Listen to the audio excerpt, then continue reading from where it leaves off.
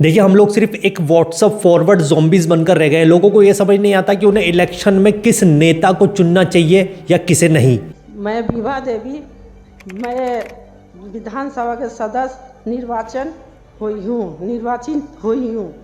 मैं ईश्वर से सदस्य लेती हूँ।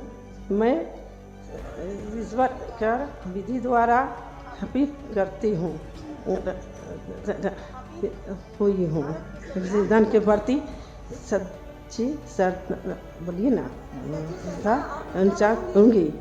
देखिए, कुछ ही दिनों पहले हम सभी ने एक हाईली टैक्स पे किया है, और अगर आप टैक्स नहीं भी भरते तो भी आपने किसी न किसी तरह किसी भी प्रोडक्ट की प्राइस में जीएसटी जरूर पे किया होगा। लेकिन सच्चाई यह है कि हम कोई टैक्स पे नहीं कर रहे हैं, बल्कि जो हमारे देश में करप्शन होता है उसकी कॉस्ट हम पे करते हैं। इस केस को देखिए, मुंबई में पूरे 250 करोड़ रुपए लगाकर एक फ्लाईओवर तैयार किया जाता है Maharashtra state road development corporation द्वारा। और जब ये 7 साल में बनकर तैयार होता है, यहाँ पर एक फुल ड्रामा रचा जाता है, रिबन कटिंग की जाती है। इनफैक्ट सोशल मीडिया पर इसके इतने वीडियोस चलाए जाते हैं जैसे दुनिया का पहला फ्लाईओवर बनकर तैयार हुआ हो। लेकिन होता क्या है, इसके कुछ ही दिनों बाद इसे बंद कर दिया जाता है, इसे अनफिट फ्लाईओवर डिक्लेयर कर दिया जाता है। अब एक इस केस को देखिए, जिसमें 18 करोड़ रुपए लगाकर मध्य प्रदेश के भोपाल में एक रेलवे ओवरब्रिज बनाया जाता है, जिसमें पूरा 90 डिग्री टर्न होता है। और अब ये ओवरब्रिज पूरी तरह से बर्बाद हो चुका है। यहाँ एक सड़क बना दी जाती है और कुछ ही महीनों बाद उसे फिर से खोदा जाता है, इसीलिए क्योंकि कॉन्ट्रैक्टर उसमें पाइपलाइन डालना भूल गया। अब मोरल ऑफ द स्टोरी ये है कि कम से कम करप्शन को रोकना हमारे हाथ में नहीं है, तो एक सही लीडर को उस पोजीशन तक पहुंचाना तो हमारे ही हाथ में। हम क्यों ऐसे लोगों को मौका देते हैं जिन्हें पढ़ना तक नहीं आता।